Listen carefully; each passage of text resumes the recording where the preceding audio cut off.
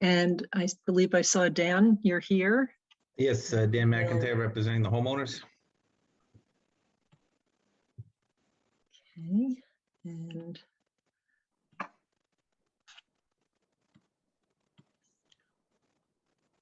So this is an existing 3-bedroom home off Linden Lane.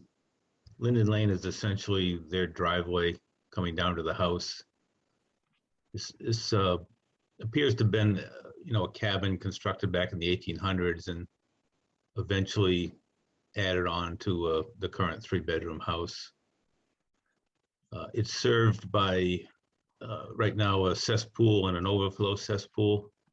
If you recall, this was the subject of an emergency repair, I believe, at your last meeting. This is with the 50-gallon drum? Yes. So when we actually did the work, it appears that that's what it was. The drum is completely disintegrated, but the imprint left in the soil around it seems to indicate it was about a 30-inch diameter drum cut in half with some stones on the bottom, a pipe coming in and a pipe going out.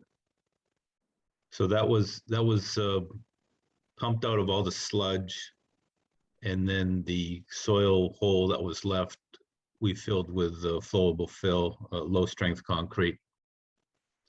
And the plumbing was rerouted through the crawl space out and then connected into the existing pipe into the cesspool.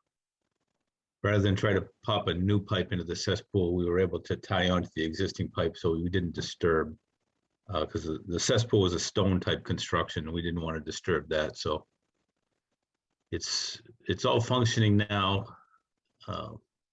but they do need a new septic system. So what we're proposing is a septic tank and an alternative technology using the Adjourn in a trench design. The well is located up in the front side yard. It was one of those buried point wells. So we did have to do some excavating up there, but we did pinpoint it. We got eyes on that, so we know exactly where that is. There are some other constraints related to a neighbor's well over at 150. Yeah, there's one up there. That's a common well that serves 2 properties on Zion.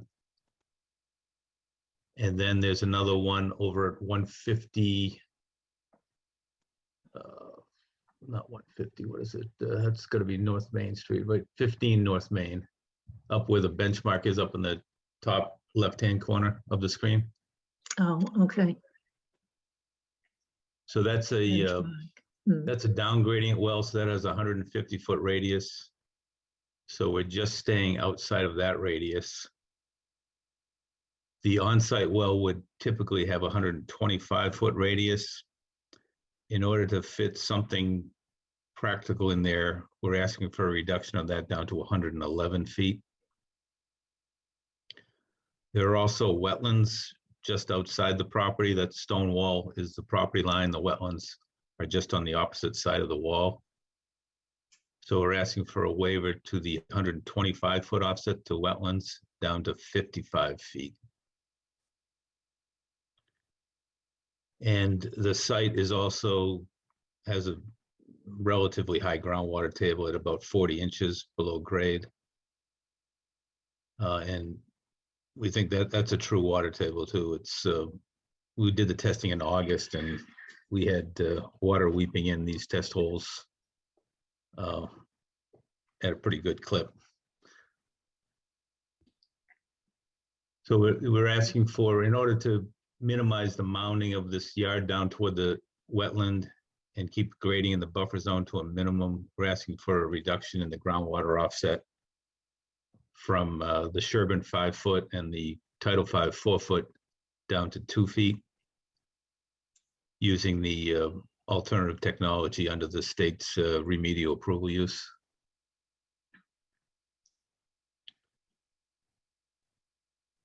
And I think with that, I could turn it over to questions. Does anyone have questions? seeing it as a, That is a rough lot. yeah, It is.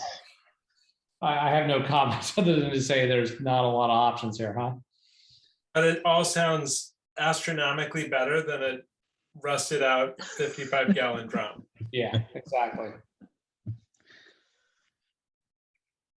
okay. Are there any abutters here or anyone else who has questions about this or comments?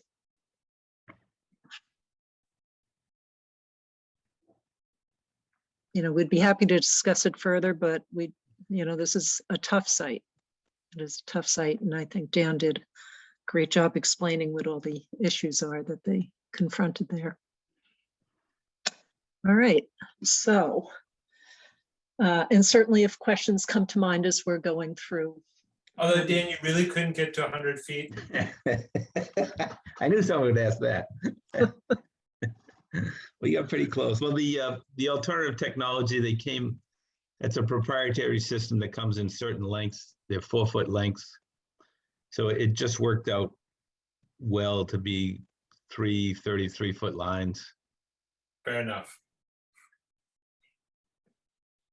Having made the mandatory dad joke, I'm good. Okay, excellent. All right, so do we have a motion to grant a variance to section 7.0A? So moved. Seconded. Any other comments? Daryl, aye. Back Beavers, aye. Rebecca Honeywell, aye. Matt Vitale, aye. All right. And do we have a motion to grant a variance to section 8.01, noting that the offset reduction is allowed because of it's associated with the IA technology that's been approved by Mass DEP? So moved. Seconded. Other comments? Daryl, aye. Back Beavers, aye. Rebecca Honeywell, aye. Matt Vitale, aye. We have a motion to grant a variance to section 8.02. So moved. Seconded. Other comments? Daryl, aye. Back Beavers, aye. Rebecca Honeywell, aye. Matt Vitale, aye. Do we have a motion to grant a variance to 10.1A? So moved. And again, noting that this variance relates to the owner's well. So moved. Seconded. Other comments? Daryl, aye. Matt Beavers, aye. Rebecca Honeywell, aye. Matt Vitale, aye. And do we have a motion to grant a variance to 10.2? So moved. Seconded. And Ellen, we received Conservation Commission approval for this, correct? Sorry, I was muted. Yes, we I know you're working. have. Yeah. Yes, we have. Okay. All right. Any other comments? Daryl, aye. Matt Beavers, aye. Rebecca Honeywell, aye. Matt Vitale, aye. And for the Title V local upgrade waiver, do we have a motion to grant a variance to 15.4051H? So moved. Seconded. Other comments? Daryl, aye. Matt Beavers, aye. Rebecca Honeywell, aye. Matt Vitale, aye. Okay, so we can close the hearing. And Mark, are the plans ready for approval? Yes, they are conditional to a deed recording for the garbage grinder and another deed recording for the innovative alternative technology. Do we have a motion with those two conditions? So moved. Seconded. Other comments? Daryl, aye. Matt Beavers, aye. Rebecca Honeywell, aye. Matt Vitale, aye. Okay. Anything else, Dan? No, that's it. I thank you very much. Have a good night. Okay. If Thank I you. can, Daryl, if I can, while we have Dan here, don't go too far, Dan, if Okay. you don't mind. Darrell, is there a time for me to review 21 Prospect? Because Dan's the engineer for that. Yes, Okay, then. So I did let the owners know, but just before the meeting, because they felt there was no need for us to review this, but I really feel they're going to be up against time because this is 21 Prospect Street. And the issue is that they have put in circuitry for the electrical requirements for the pumps, the septic pumps, as well as for the alarm within the alarm panel. And I haven't received anything in writing from the electrician. The license installer did say that that would be provided, and we haven't seen it yet. But the issue is that the separate circuits are required to be within the building itself, and they're not. According to the license installer, he has indicated they're in the alarm panel as a sub panel, electrical sub panel. I did speak with Claire Golden at DEP and she indicated I was hoping to send her the electrician's letter and my request for them to respond, because it theoretically is not within the building. And in speaking with Claire, she also mentioned that the concern could be that the one circuit that leads to the alarm panel, if that tripped, there'd be no alarm and there would be no pumps. So you would never know if the pumps were not working if that ever did happen. She also indicated that this is going to need more than her review. She's going to have to pass it by some of her peers. So it is unique. And the concern that the owners have is they want to do a closing this Friday. We normally, and the reason I bring it to the board, we normally issue conditional certificates only for mature vegetation of the mature vegetation condition. With that said, outside of waiting on DEP and their closing would be an issue, there would have to possibly be either a certificate issued with, they do need to wait for mature vegetation, but another condition to state that it's conditional to correction, if needed, of the electrical panel circuitry. So And Mark, the if needed would be determined by the guidance from Claire? correct. It's a DEP regulation. Okay. Because it specifically says within the building, and Dan and I have talked about this, and he understands that as well. I can't make a decision on it. So we're just kind of the middleman, like DEP is going to be the decider. And so Correct. it would be a conditional approval with DEP deciding, but there's nothing that requires an independent judgment from us. Because even if we said, sounds lovely, it's still a DEP regulation that we need to adhere to. Do I have that right? Exactly. First time we ever run into this too. And we've been waiting on the electrician to send us a letter of the exact setup within that panel so I can send that to DEP. The homeowners thought that's all we needed, and I don't know how they got confused on that, but I made it very clear that we needed that letter so it could be reviewed with DEP. So we're waiting on that letter, which they thought we had, and I sent an email to them today stating we don't have it, and I'm still waiting on that. So with all that said, there's not many options. I know they're hoping to close Friday, but without a certificate, I'm not for sure if they're going to be able to. so here's another thing I'd like to consider, given that this seems to have, it's something we haven't had a condition for in the past. It sounds like it could be something important enough to Mass DEP that it can be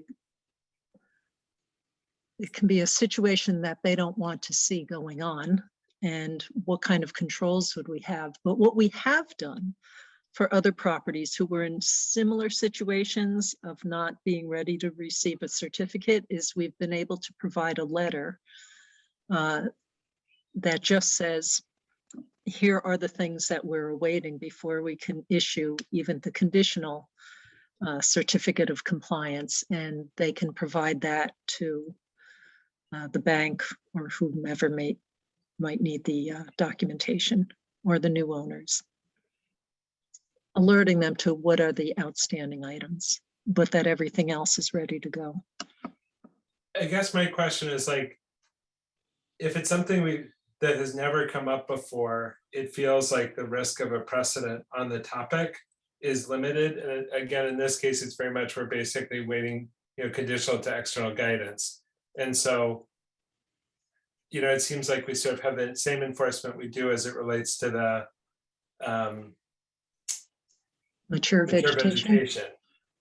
So I guess for me, it's a question of like, I would hate to interfere with a closing if there's a way for us to avoid doing so that was not inconsistent. Where if we didn't do conditionals, I would say, I don't think we should do it. But if we do conditionals, again, in this case, it may require rectification if that's what DEP says, and like, we need to get that piece. But I don't know, it feels tough to say, there's a way for us to do it. This doesn't come up very often. And we're not going to do it because if it's over my home in the closing, I'd say, gosh, this is a pretty big impact for us potentially. And not just us, Matt, it's also setting a precedent if the state wishes not to have it in the manner it's set up to be at this point. So that's why I think they want to review it before making a decision and providing us that answer. But like in this case, it's not like something where we said, boy, if you get us a letter, we think Claire, like usually, Claire does a wonderful job responding, but especially if she's sort of discussing with other counterparts, it feels a little bit less predictable. Where usually Yep, I'm sorry, go ahead, Matt. No, go ahead, Mark. Oh, I was going to say there's one solution that would solve it, and that's just to put in the circuits per Title V, put 2 circuits within the house panel, one for the alarms and one for the pumps, and that would resolve the issue. It would meet Title V. That is another opportunity. I don't know if the owners decided to join us tonight or not, but I did tell them we'd be discussing it. But that's the only other opportunity outside of maybe a letter or waiting on If you DEP. did do a conditional certificate with that condition on there, it seems like a relatively simple fix if Claire comes back with that they do need a separate circuit in the main panel. Probably a simpler fix than if the grass didn't grow of that condition. No, and it is a fix. I agree, Dan. It's just the board is, we only have that usual one condition about mature vegetation. So, Yeah. But it's a good point. It is not simple, but it's a fix that an electrician could handle if they want to move quick. Right. This particular pump panel that this electrician used has the circuit breakers in the pump panel, where most of the ones we see do not, and it relies on the circuit breakers in the main panel. So the way it was explained to Mark and I was that the amperage in the 2 circuit breakers in the pump panel are low, and the amperage in the main panel is high, so it would always break in the pump panel and not at the main panel. But as Matt said, it's a Title V regulation, so we need them to interpret it. Yeah, and I think the only thing that could happen, and it would be by human error, is if someone shut off the circuit in the house or got triggered off when they were working on another circuit. That's what Claire brought up as a potential concern, but I suppose that could happen with both. It could happen to like the panel circuits too, though. Like being one doesn't sort of say, oh, that'll happen or not happen. Matt, I see you off mute. Let me go on mute. Oh, no, I was just going to say the same thing. I'm not sure that's any higher risk than someone just accidentally turning off the pump or alarm circuit in their main panel accidentally either. So I don't know. That's correct. Ultimately, it's not up to us, though, I think is the issue. Okay, so I guess one other item is that the mature vegetation has had conditions often because systems are being finished. Cold weather is upon us. Getting a new vegetation cover started now is not that easy to do, or if it's been a drought or something else. So there are other reasons for that, but to have a potential defect, like if this turns out to be an okay arrangement, that's one thing, but how many other, sorry, I'm just going to bring up the slippery slope concept of how many other defects in some part of the construction, like, oops, you forgot to put in the gaskets and things for when there's high groundwater that could surround the inlet and outlet to the tank. So what other things would this then beg the question of, would we grant conditions for that as well? So I guess for me, like the way I think about it is, and again, I may be remembering the wrong property, but my recollection is that, I'm going too roundabout. You know, for me, the condition seems like the issue is, will there be an opportunity to enforce should the next owner, occupant, whomever, be non-compliant or not follow through? And so I think that's sort of the logic for the mature vegetation. I think that's a great point, Daryl, that takes time, and sort of saying you need to wait to transfer property till the grass grows, you know, makes a ton of sense. Whereas this is something that is sort of incidental, that it hasn't been able to be resolved prior to the closing, and that's a different circumstance.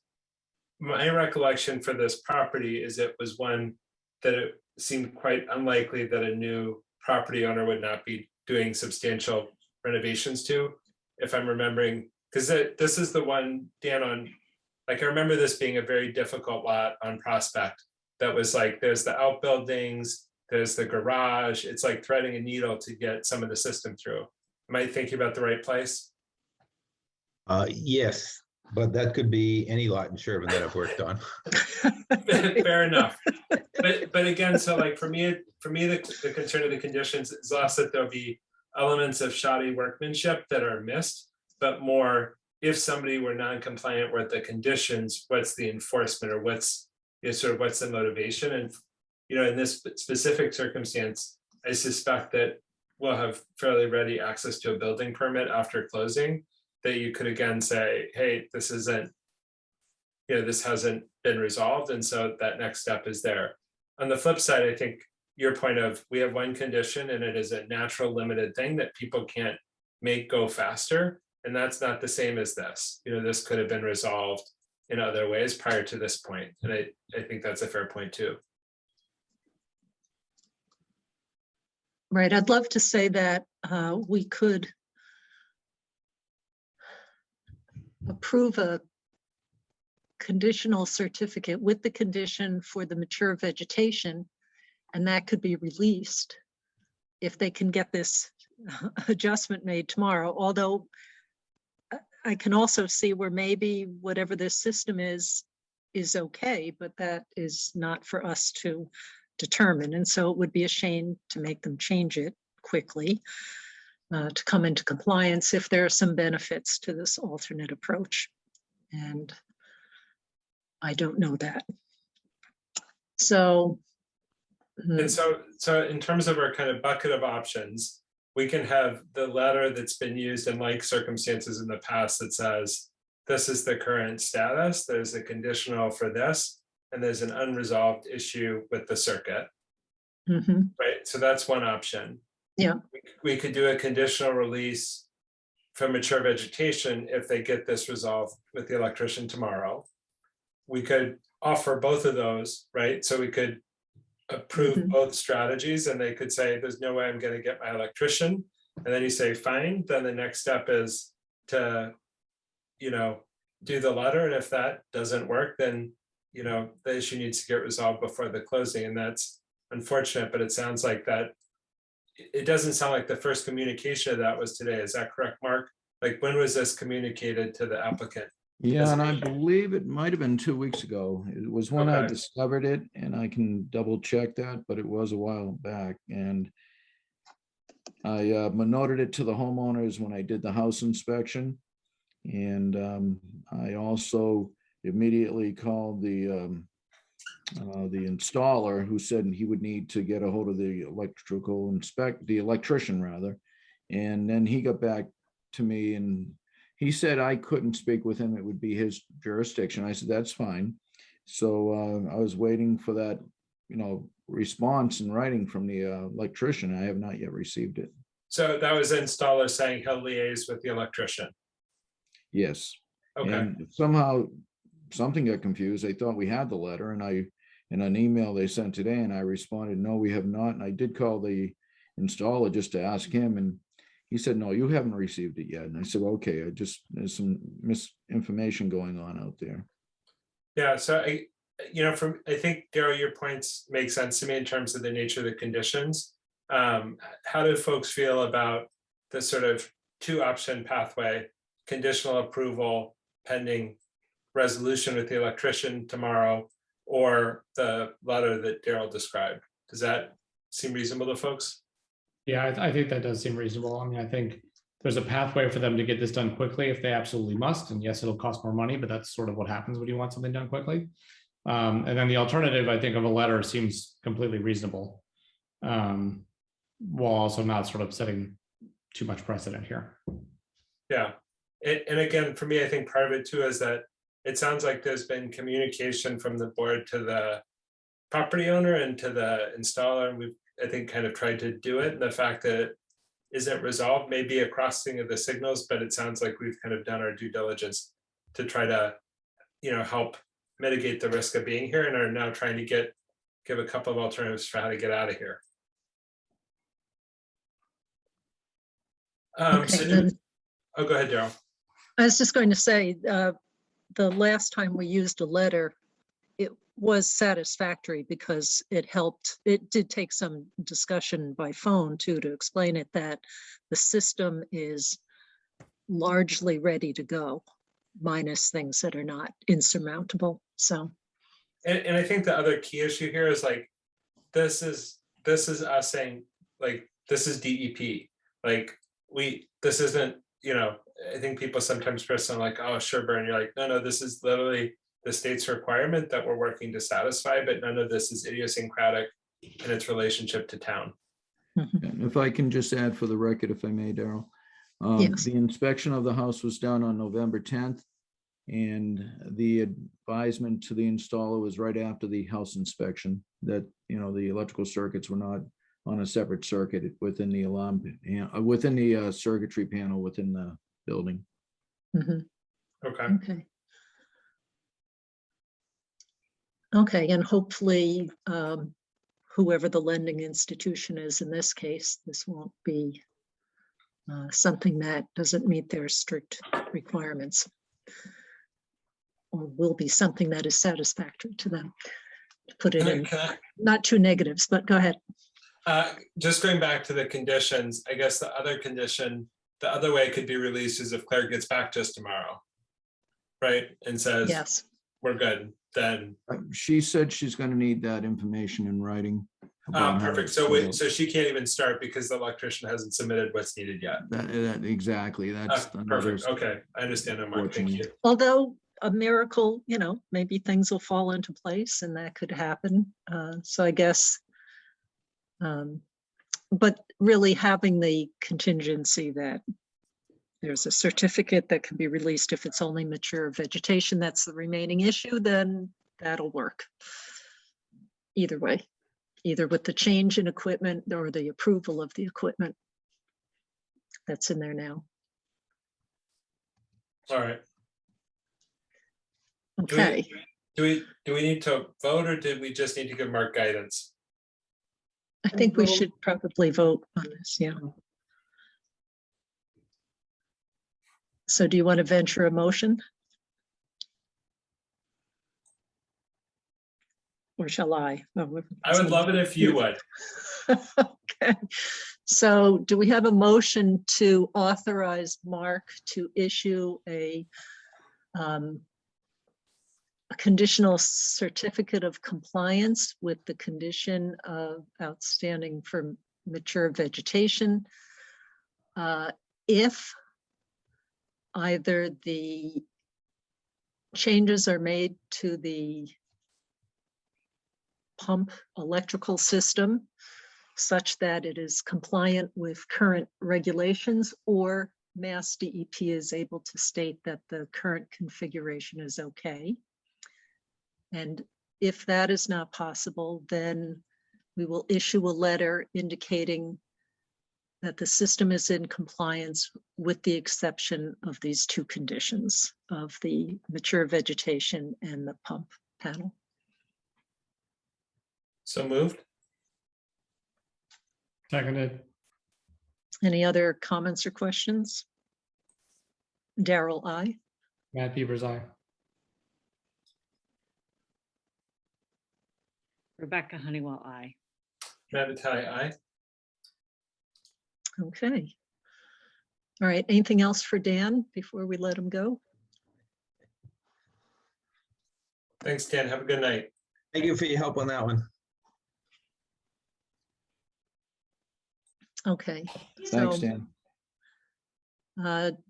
Do we want to do 36 Ash Lane or 74 Washington? Daryl, I'd Yes. suggest we do 30. I don't know if, I know the engineer was with us. I don't know if she still is for 36 Ash Lane's well. Her name's Gigi Munden. Yeah, she's with us. Yes. Okay. All right.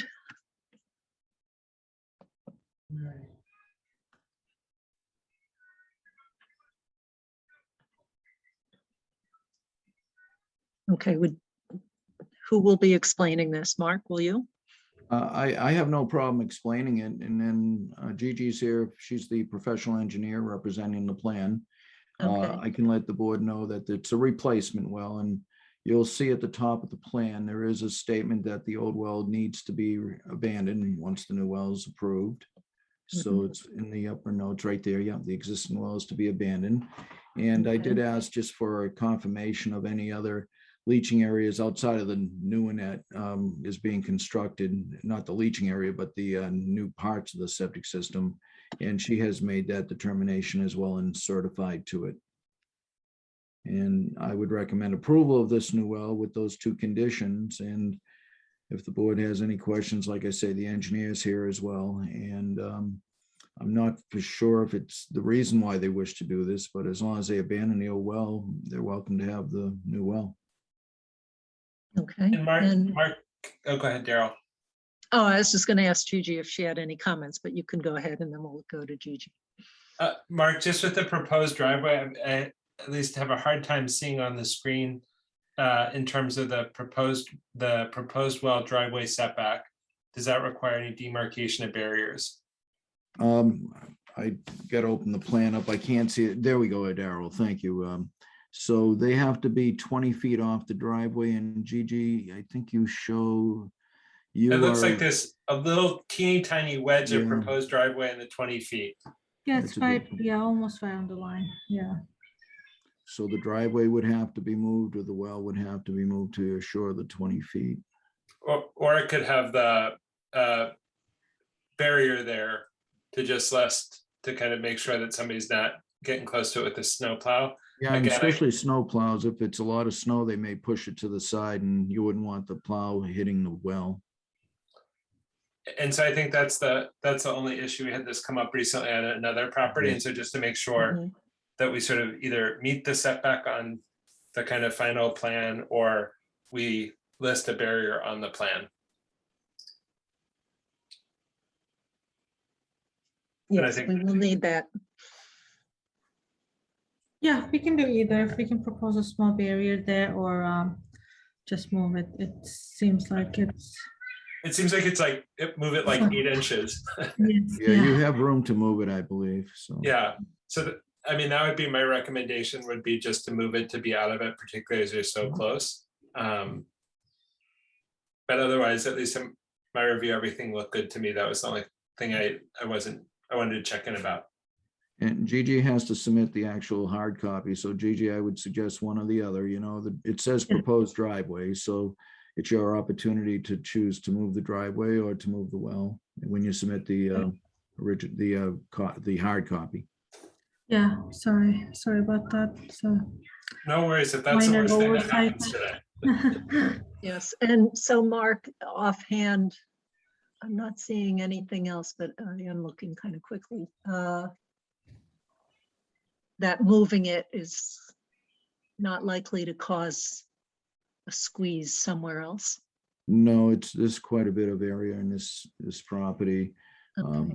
So they're well away from the septic tanks and the leaching field as well. Okay, so I guess what we could have is perhaps a motion to authorize you to approve the plan subject to receipt of a plan that shows the well at least 20 feet setback from the driveway. That's appropriate. So moved. Seconded. Will Any other that- comment? Oh, Yeah, will that be a second revision, or would that be just the first revision to this plan? I would Because if think it- it's a minor change to this plan. I wouldn't, Okay. if it is a second, I don't see the need for a revision fee and so forth. okay, that's what I was wondering. Okay, thanks. okay, good point. All right, so any other comments? Daryl, I. Matt Beavers, aye. Rebecca Honeywell, I. Matt Vitale, aye. Okay. All right, and if you have any other questions, Gigi, just check with Mark and he'll help you out. Well, Dave, thank you so much. Yes, Mark's very helpful. Have a good Thanks, night. Judy. Okay. All right, well, this has popped up. Do we want to do 74 Washington? Can we just check in, are Sean and Tom here for any specific topic? Otherwise, we'll just keep rolling along, but if you are, Not specifically, just trying to just understand what's happened, prior. I know there's a long history and a lot of activity. Just doing due diligence and making sure that the people that are out there working are doing everything correctly and that you guys are happy with them, etc. sounds good. All right, Mark, sorry to interrupt. Okay, sure. And just so the board knows, and I don't know if the letter that was submitted to the previous owner, JH Realty Development, is available, but we sent a letter out on March. This is all for 74 Washington. We were in the middle of the installation of both a well and a septic system. And on March 5th of 2013, we sent an email, a letter to the owner at that present time of the pending items. They corrected some of them. Others are still pending, like quality testing at the tap at the tap of the sink in the house.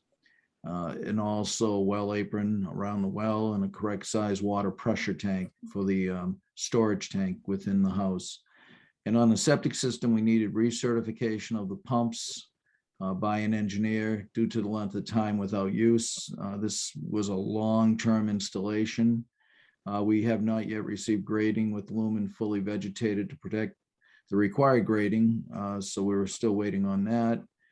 And that would have to be new as-built submitted with that information. And we indicated on that letter that once all that is received, then we would go through the house. We do an inspection of the house and the final grading and all the equipment that we have to look at within the house. And they were looking, I guess, for a building application at that time. Unfortunately, I was up at the house for a cursory and it appears someone's living in there. So I think the work may have been done without permit. They can answer to that if they wish, but it appears the house is being occupied. With that said, now another application came in. I think the building department was requested for a building application like they did back in 2013. And with that, they submitted, you'll see them, these floor plans. And I did note that we would need to see all the rooms that exist. And I believe these are now existing rooms, not proposed. I think they must have been refurbishing at the same time as the system was being installed, which is okay. But again, it appears there's too many rooms from my review. It's a 4-bedroom septic system, and that allows for up to 9 rooms of the room count that you can have within a 4-bedroom septic system. And it's how the board may see it, and that's why I wanted to bring it to the board. So once they get those other things corrected, and I know they were looking for the building application to be approved, so I could make the building application conditional to that, require all the other requirements that have to be done before they receive, I guess, a final certificate on both the septic, the well, and the building request.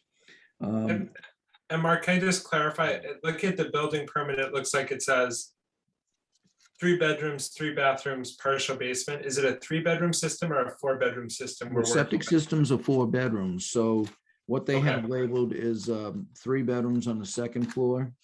They have 4 rooms on the first floor unless the board sees it differently.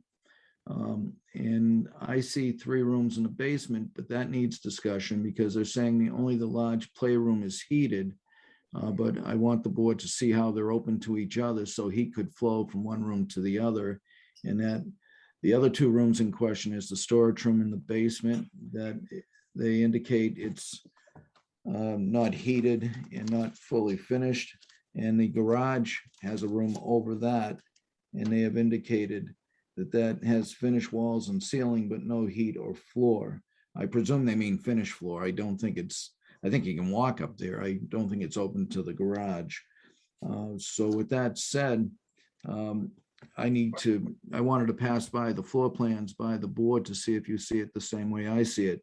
If I see it as, it's either 10 or 11 rooms, depending on how you want to look at the garage room and the storage room in the basement. And Mark, are the basement, I know in the past we've had some opportunity with the deed recording of basement Yes. rooms around room count. Well, that's Is why I that- went up there. I only did a cursory. There was no one home. I didn't go past the front door, but there is a door leading outside the basement. Oh, you can walk out. So the basement allows a walkout right where you see that door to the outside. Yeah, that's a walkout. Now, the rest of it's covered over. I didn't go to the back of the house. There was no one there. So even though they have an active permit, I didn't want to go past the front door area. So. And but so, that's so what I Mark, your count for the ground floor was 4 rooms? Well, if we can go to the other plan, Daryl, I'm sorry, there's so many plans here, Daryl. There's a colored plan a little further down. You'll see it has like white labels on it. It's maybe the next I one. think that was the basement. There we go. That's the one I was looking at. Are you So- looking for the basement room? That's the basement right there. Yep. No, so I just wanted to make sure I sort of had a hand on the room count, so if we can just Yeah. go to, Right, I'd You like want- to just do the count here because to me Sure. it's a little ambiguous. Yep. So So So the how are way I you, count there's 2 functions in that left room, a dining area and a living area. So I counted those as 2. yeah, They do call the area near the kitchen, the family / I think it says something else, family something. But I count that as part of the kitchen. So I didn't count that as more than 1 room. Usually that's the Okay. eating area. and then that also resolves the bathroom with a shower connecting. If that were not not connecting to a kitchen, the room it connects to would be a bedroom, right? That is correct if it was fully encased for privacy. And then you have the library below that. So there's that's what I count as. I mean, I don't know if the board sees this as 4 rooms, but I do. Because there's 2 functions being described in the left side, the living room and the dining room. right, I guess this, I assume, is just some sort of maybe almost like a beam, I believe so. something. Okay, And so we've got 4 rooms on that, and then 4, and then, the Second upstairs floor is is- 3. That seems Yep. relatively straightforward, so it's 7 Yeah. there. Yeah. 7, and then the basement is 8, Well, unless, 8 or, yeah, I would say 8 unless you want to count the storage. They are saying the storage is not finished and not heated. yeah, it's I'm not- not I'm sorry, inclined to it's- count storage if that's truly the condition there. That wall is actually not there that plan is showing, to the Yeah, left of the sure. staircase as you come down. This that one? wall. Yeah, it's not, there's no door there. Oh, there's no wall. doors, so that area is heated too, but that could be one area. Yeah. So but maybe that let's go to can the let's go to the updated basement plan now for the Okay, so basement. that could be 8, then we're up to, and then 1 over the garage would be Garage. 9. Yeah. Okay, Can we go to the updated basement plan and Yep. then, perfect.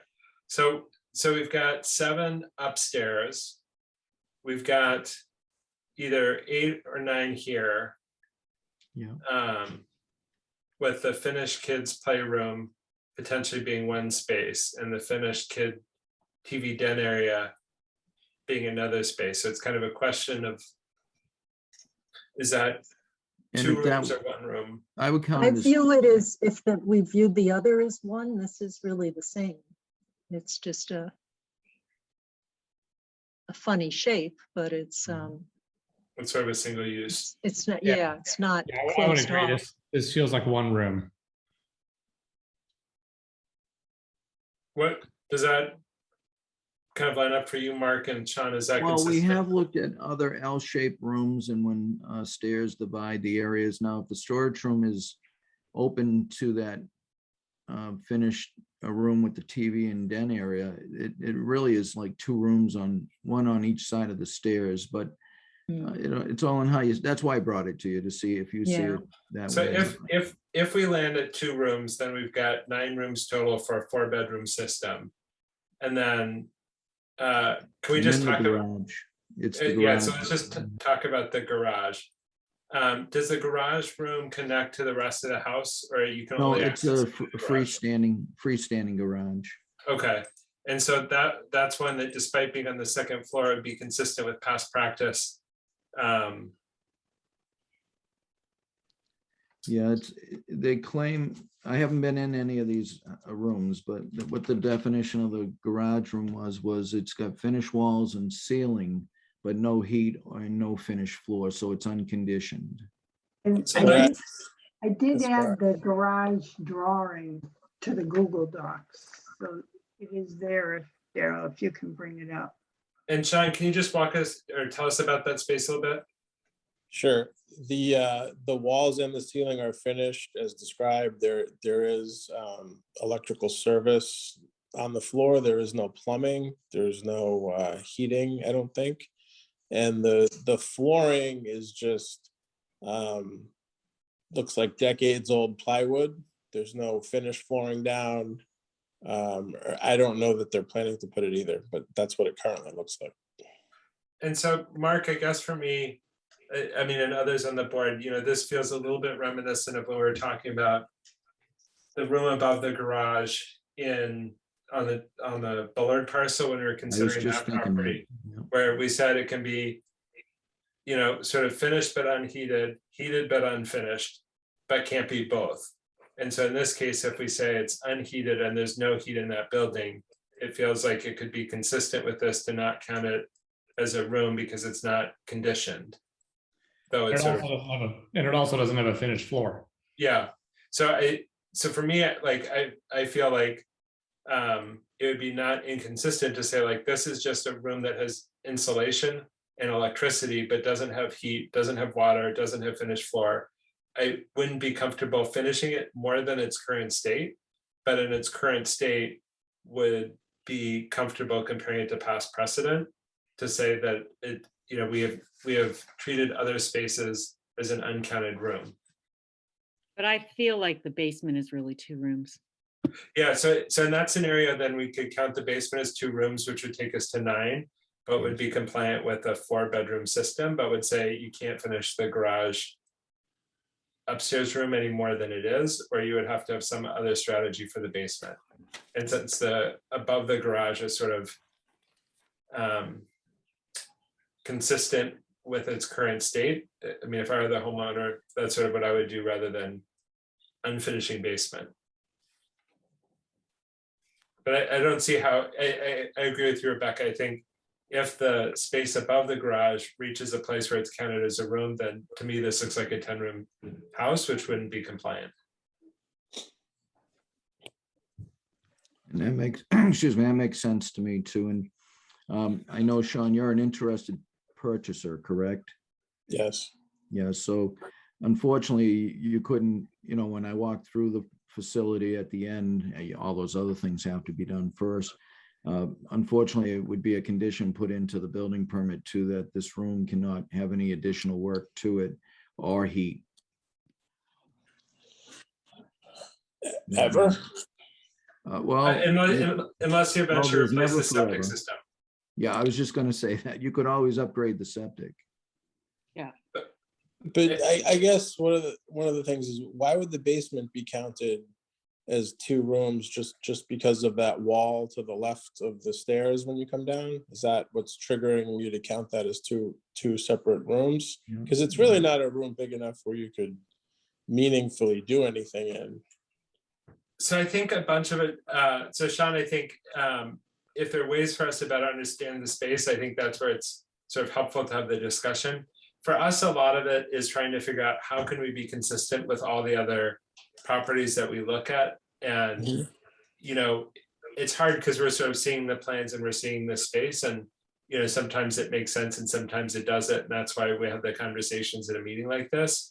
And so what Mark was describing is essentially in this place, if we look at the purple wall to the right of the stairs, Mark's point is like, if you have sort of functional divisions that substantially enclose a space, then historically we've treated that as, you know, an L-shaped room or a space that you're like, these are really two different functional spaces, the same way that if this were upstairs and you had kind of someplace that had French doors that are now taken out, you'd still say these are two rooms, and taking out French doors doesn't make it not two rooms. I think if you're like, this is like a 9-foot space, like that's part of what's hard with this plan is it doesn't have scale. And so if this is like a very oddly small space, we're like, no, this is like roughly the size of a large couch. You know, that's certainly one of the things that we could be missing in seeing a plan in this way without all the demarcations. And then the kind of, oh, go ahead. Is this wall a crucial issue for us? And is it also I suspect it's a bearing load-bearing wall. Yeah. I was just going to add, if I can, just to give you some more info. There is no, regarding the definition of what a finished space is or should be, there's no electrical outlets really to speak of in the basement on the walls. And there's also some exposed concrete that's been painted.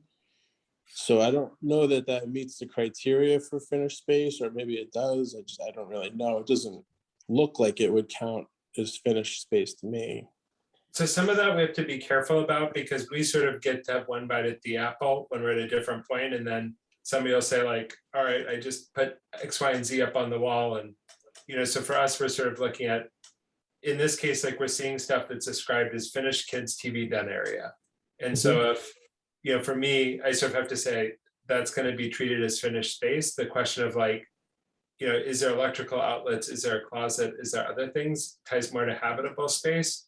And, you know, for our room counting, we're not necessarily, I think we tie to that, but it's also for the question of like easily remediatable things where you could say, I just had the electrician and we didn't pull a permit, and now that was the only reason it wasn't habitable. And now it is habitable and I just didn't pull a permit for that work. Like, you know, the next person sort of ends up with a non-compliant property and they're like, I'm not sure what happened. And so that's kind of what we try to balance it with. So how big?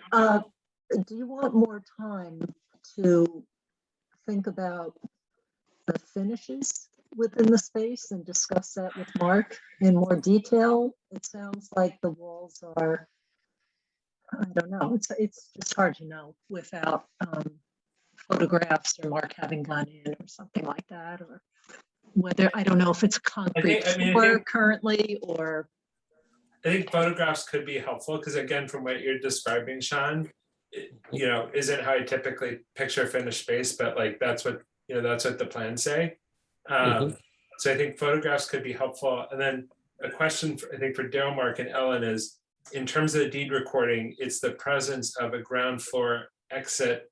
Like it's the fact that one could exit the space through a doorway to the outdoors that makes it different than those cases where we've been able to deed record a basement room.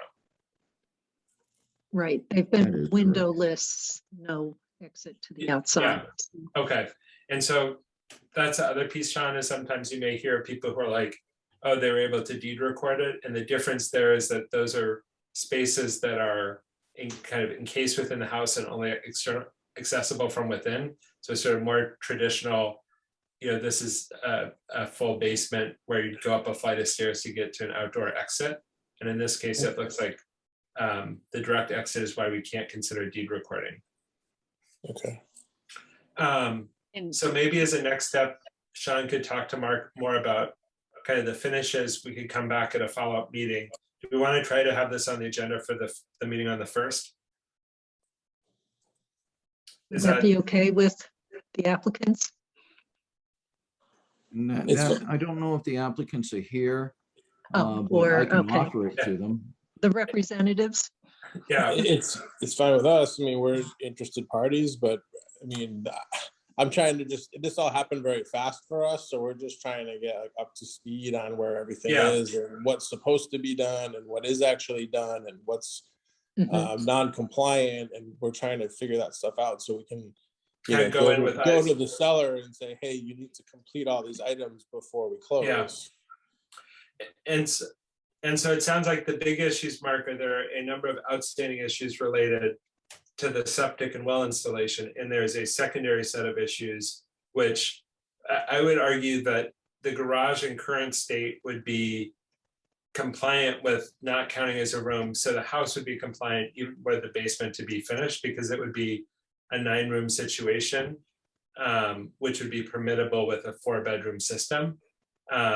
But if the vision is to say, hey, we want to, finish this area over the garage, that would not be permittable with what we see now, unless the basement is truly unfinished space. Do I have the kind of key issues right, Mark? I believe so, because the room count will get up past 9. That would be the Okay. issue. And I feel fine with the first floor bathroom shower setup, since it does go into the kitchen. Does that kind of, like, for me, that felt like it was consistent with the regulations? Did anybody have concerns? That's the only other thing I saw as being potentially sticky.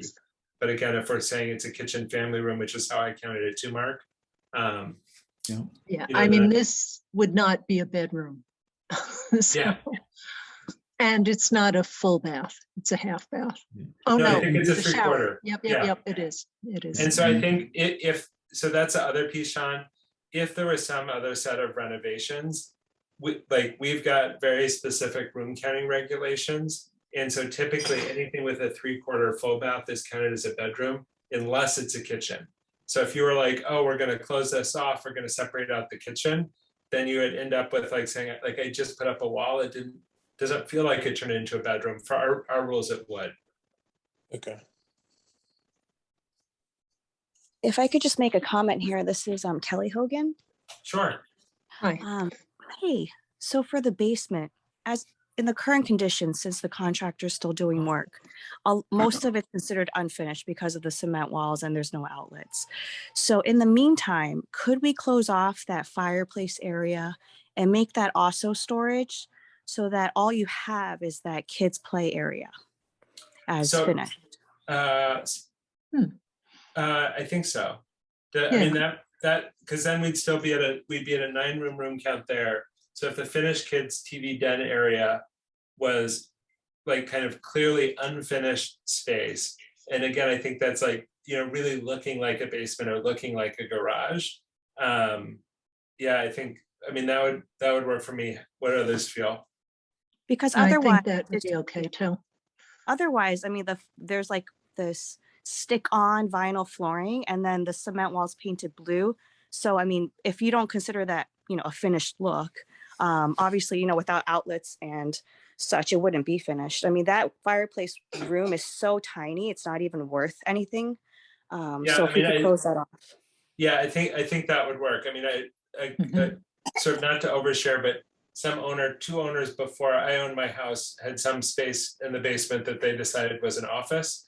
And it's like, it's not an office. We've spent time peeling off all the shoddy work that the homeowner did. And you're like, no, this is legitimately just basement. Like, you like rewired a duct and you did other stuff. And if it's a space like that, my advice would be, just revert it and treat it as unfinished space. And then I think it gives you flexibility in the space above the garage.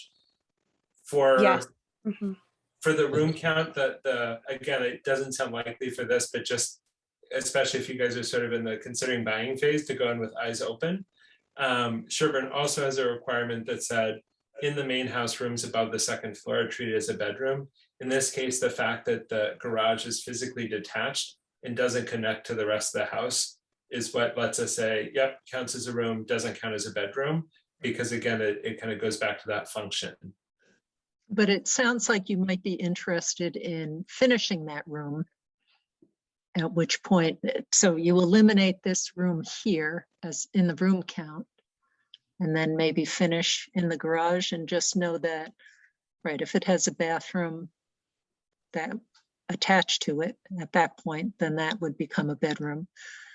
But they have But the that's not- that- and that's capacity not- for 4 bedrooms anyway, right? So, They'd have That's correct. capacity, but that part is, it sounds like it's not plumbed or tied into septic, so, right, you know, it's, it could Uh, be converted, but all right. I see what you're saying, Joe. And Sorry. I was- according to the building commissioner, he indicated in an email to me on November 3rd that they want to finish the basement. So there's opportunity here to change Okay, things before it's completely finished. Can I make a comment? yep, Oh, sorry. Okay, thanks. I just wanted to say, like, for the future homeowners, our hands are tied a little bit between the state regulations and the local regulations, which are influenced by, risks of private water supplies to drinking water and the environment and all that stuff. So we're actually just trying to help you, because if in the future you want to close off a room and fix it up and make it a nice little place over the garage, the problem is then you're going to be stuck in a position where you need to replace the septic system. We're trying to prevent that by explaining to you what the rules are. And that's what the issue is. It's not that we're trying to be difficult. It's just that right now we can get it through, but the problem is you just need to understand that if anything changes in the future, then we wouldn't have a choice anymore. right. Rebecca Understand. makes a good point, because septic system sizing all starts with room count in most states. So it's a very basic approach to the whole thing. Mhm. And because now that we know they've been occupying, they're probably going to need to do a Title V inspection of the existing system, because it was never finished and now it's been in use, and we're not for sure if there's been any concerns to that septic. So that's going to be another. It's update definitely that- not occupied as far as I know. I mean, it's. Well, there was some outside furniture and so forth, and I went by. They it the staged, other they, day. they staged it for sale, but nobody lives Oh, okay. there. Oh, okay, thank you. That does help. Thank you. So So we if we can tell when decide, they open up the septic system if it's been in use or not. so if we decide to, tell the current owners that we do not want that fireplace to be finished, do they then have to submit something to make sure that you guys are all updated? So I that the think we- correct, I think we need a new, so Mark, I think I've got this right. I think we need a new version of the basement building plan that we Yes. sort of have up on the screen now to reflect that that is unfinished space. And I would recommend having it sort of explicitly listed as like unfinished storage area, because 15 years from now, if somebody pulls the plans and say, what did the board approve? It makes clear that that's what was approved. And then the space should kind of be unfinished, to But the what things that described. does help with too is they now could look at the garage to be a finished room if the whole basement's going to be unfinished space.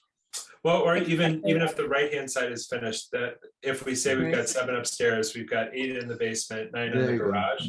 Yeah, Yeah, that could so be I think- another, yeah, a lot of opportunity here. yeah, because then we can tell them, as a result, we want them to finish the floor above the second floor in the Yeah. garage. So Yeah. at least we can, put it all together and have them finish the work appropriately. Yeah, And do you so guys we- have any other questions for us that we can, because again, I think Rebecca made a great point, like our goal here is to help support homeowners and property owners, but I think especially as you're making a purchase, it's a good time to ask questions, because later is a bad time to get surprises. So if there's anything else we can do to help shed light, let us know. Right, and Mark can certainly provide you oodles of Definitely. guidance on that too. Yeah, yeah.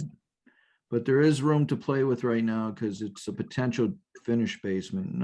I don't believe it's finished yet. So, but that's how the building application came in. So, there's a lot of opportunity here. Just like I say, they have to take care of those other pending items that have been there for 7 years. For Oh, your they've been- sake, you They've would been wanna out make- open items for that long, 7 years. Yeah, they just sat on this house all those years. It's good to know it wasn't occupied though. That's helpful. Okay. All right. I'll be back in touch, Mark. Okay. And thanks, everybody. Really appreciate the help. Thank and you. I know what you're doing. You're and welcome. It's important. Thank you. You guys have a good night now. Take care. Bye-bye. All right, let's see. Oh, wait, we had two other items that we added as not reasonably anticipated. We received an appeal to our decision to grant permits for, I believe, 53 Farm Road. And so Ellen has provided us some information, background information about the appeals process. And Is that Ellen, something- are we still waiting to find out if it's okay to schedule this, you know, which meeting it's okay to schedule that? Oh, no, you can schedule it for whenever you want. If you want the appeal to be at the next meeting, I would just recommend it be later in the meeting, like the last item, because you don't know how long it will go. Right, Yeah, I think, so I favor discussing it on the December 1st meeting as the last item. okay. And then the other thing is we received an, I do need Oh. to get a time. oh, So what time would you guess? how, what do we have so far in terms of Uh, hearings? Oh, darn. I'm gonna have to go to, let me see if I can't get to my, yeah, can you wait 1 second and I Yep. can pull that agenda out?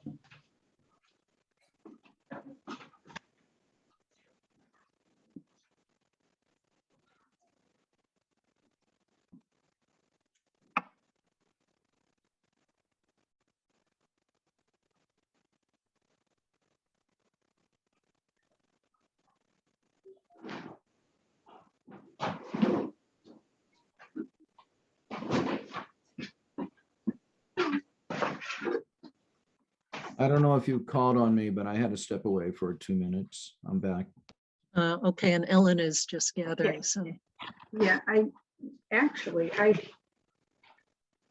don't think we have anything for the December 1st. I think we do. They were continued from the last meeting, but I just don't have it on the Okay. agenda. I'll have to, there's no variance hearings. There's a variance hearing December 15th, but not December 1st. All right, so we don't know what other issues might roll in that we'd want to take Nope. care of first. So is this something that we'll Why don't we just, put it on for 8 on December 1st, because that lets us deal with other things. And kind of And- expect it as the last. Yeah. yeah. Okay. Yeah. And then if something happens like a miracle that there's nothing else, then we could move it up to 7:30 or something with the revised agenda. And I guess that Well, one I'm question I actually- had is, given that the well and SAS are being appealed, is there any action we need to take on those permits for the interval between now and then? What I was I thinking the same thing, Matt. Go ahead, Ellen. Well, that's why I sent all that information about the process on the previous appeal. A Mhm. letter did go out to the owner saying that the permits were on hold. Okay, And nothing further could, no further action could be taken. and I think Mark noted that to the applicant during the last meeting, that sort of any work they do That or they start were, in the appeal period is sort of at their risk, and so that Yeah. seems consistent with the guidance and how it's been handled in the past. So, Yes. so put it on the agenda for 8 PM on December 1st. Now, if I may ask, Ellen, I'm sorry, I'll let you finish that, and then I had a question on the present work. no, I was done. If I may, so the applicant has drilled the well, has done a pump test as of Monday. I have not yet received the quality report, but do I put everything on hold at this point? I'm not for sure of the direction I should take. What would the typical next steps be for you, Mark, under They normal? would ask that they would submit the water quality report and the water quantity reports. And I would review those for making sure they're within our requirements. And then they have the opportunity now to submit a building application since they've proven potable water, if that is the case. So that's the next step, but they have not yet submitted the lab report nor their quantity reports. But So if they do, what do I do? So I think it's fine for them to submit the quantity and quality reports. But I think I would recommend that you hold off reviewing them until the results of the appeal are completed, since the context for your review could change depending on the results of that process. Does that sound reasonable to folks? Like, Yes, they're welcome to although I submit. haven't had a moment to read through the materials on the prior I think, appeals process. I mean, I think the prior appeals, again, to Ellen's point, I think there's a lot of those sent out. I read through at least the communication and the associated minutes, and it seems like, you know, a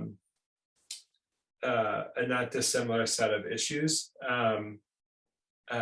just in terms of kind of the provision of additional information and context to an existing application. And so I think that sort of what's been described seems consistent, and you know, particularly since the step that would be waylaid would be the building permit, and certainly can recognize the eagerness with which an applicant might want to consider and pursue that, but at the same time, like, you know, the abutters had a right to appeal and they did, and now we need to abide by that. If I can, are we going to request legal counsel on this from our town attorney? Yes. Okay, thank you.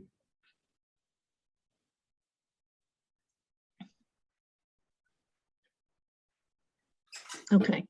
All right. And then the other item is that someone filed, Bob Murchison filed an open meeting law complaint with the Attorney General's office regarding the lack of timeliness with our minutes, although we are up to date now. So we'll be addressing that and getting some help from town council on that as well. I think I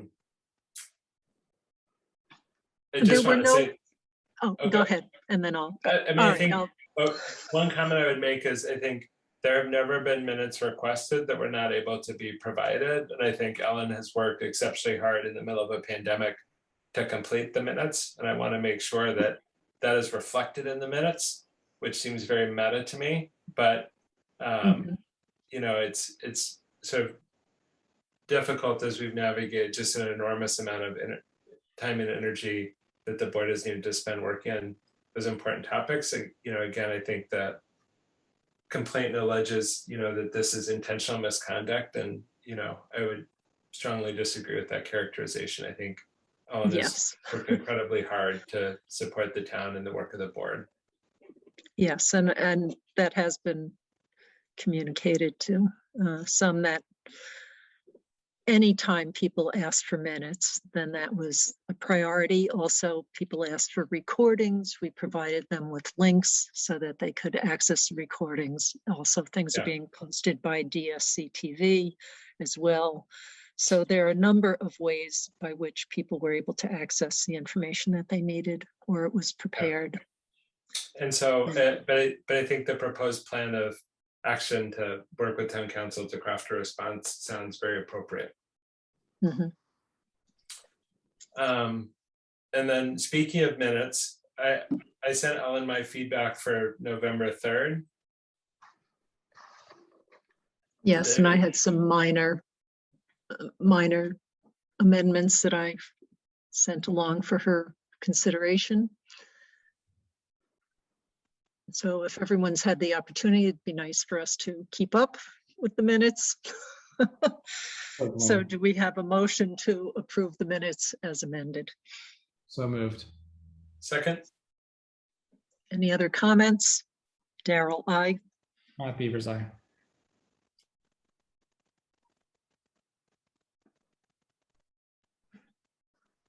Rebecca? I think she's working on unmuting.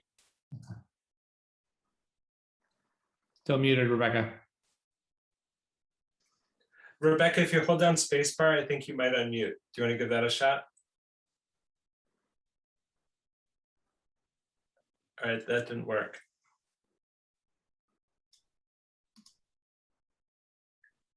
No worries. Oh, can we do a visual, like a thumbs up, thumbs down? Okay, Rebecca is doing the thumbs up. And we all confirm that. I will confirm that, and then we'll let Rebecca continue to try to unmute, but I will also vote for approval. Now I'm just really invested. I'm like, you can do it. While Rebecca works on that, do we have any other agenda items that folks want to add? For next meeting. I think one comment that I would make under kind of COVID-19 update is, and I can't remember if we sort of discussed this in the meeting. So we did success. Rebecca, vote away. I swept something sideways and then I couldn't get back to the main screen. And so you could see me, but I couldn't see you. I'm really sorry. Anyway, I also wanted to make a comment, but now I've lost track of. Do you feel good about the minutes? Yes, I do. I have no comments. Perfect. For the purposes of lifting the mask mandate for the schools, we require the 2 weeks, and it then sort of goes back to the school committee and the district, and they're kind of continuing their process. So while the sort of baton is passed to them to implement the revision to the policy, that's still going through the kind of pathway that they have. What's been communicated to the district is that if in that interval we go back above 7, it kind of resets the clock. So, it doesn't mean that if we were at 9, we would necessarily reinvoke a municipal building mask mandate, or that once the schools are off, that we'd have it go back on, but that milestone needs to be achieved for the period of time before the mask mandate is lifted. So if we see a rise in cases and we're back up to 8 or 9 or 10, then we need to get 2 weeks again where we're 7 or below. Okay. And so my hope is that that'll be. I think the point is if the school were to act tonight to remove it, then they would be okay based on our data. But it sounds like the school's not going to act for a couple of weeks. And so we'll just need to review the data at the point at which they act. Is that accurate? Exactly. Succinctly put. And do you think the school is kind of curious to see what happens with Thanksgiving? Is that? I think they're doing or you're expecting it any day now? I think there's doing a whole host of things in terms of engaging with students and faculty and staff, and sort of working on messaging with the kids, knowing that there will be kids who unmask and there will be kids who stay masked. And then also just integrating it, since they have to do it as a policy revision for a school policy. And so that has its own workflow. So it's sort of saying, this is something that would and will be lovely to do, but is not an emergency. And so kind of doing due diligence to make sure that we're supporting kids and faculty and staff as we do the transition may take some time, which I think makes a lot of sense. Mm-hmm.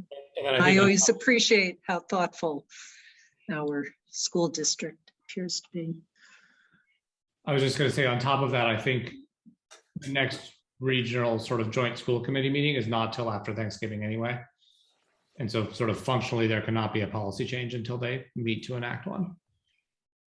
So I think there are sort of several weeks in which they have to sort of engage all the stakeholders, but then no action will be taken until I think the first week of December at the earliest. That's my understanding as well, unless they call the special meeting for the topic. Right. Which I don't think they intend. Okay. And when we're done at the very end, I'd like to make a comment on one of the previous subjects that took place when I was trapped in mute. Sure, fire away, Rebecca. This has to do with the open meeting law complaint.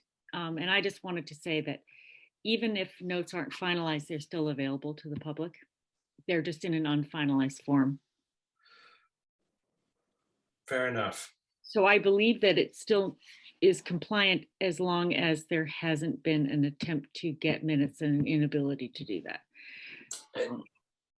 And I think either way, again, there's so much that we needed to take on, and I, feel good about the The good faith state efforts that are being made. acknowledges the overwhelming unusual circumstances that have been presented to many people during the COVID-19 pandemic.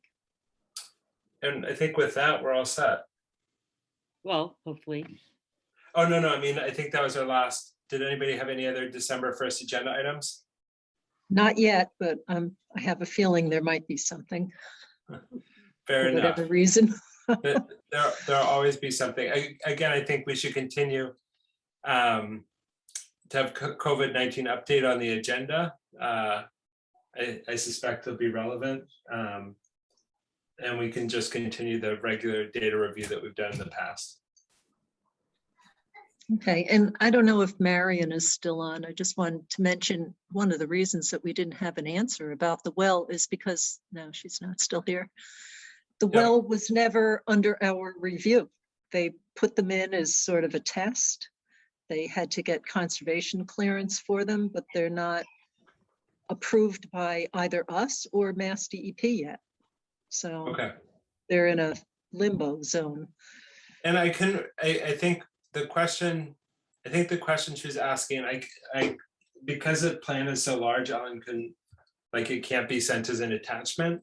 I think I downloaded it on a different computer, so I couldn't check. I think her question was for the physical siting of the well, is that located on the 61B parcel or Yes. not on the 61B parcel? Yes. And so, And that's what I'm saying. We didn't know that because we never dealt with the details of gotcha. it and which part of the land. I know where it is physically. I just don't recall any Which lines of parcel properly? which Okay. separated what from what because we had no reason to look at that. All right, sounds good. All right. So we need a roll call vote to adjourn the meeting. Do we need a motion for that or can we just vote? All right, do we have a motion I to make a adjourn How the about a meeting? motion to adjourn the meeting? And seconded, All right, Daryl, I. Matt Beavers, aye. Rebecca Honeywell, aye. Matt Vitale, aye. Wonderful. Thank you, everyone.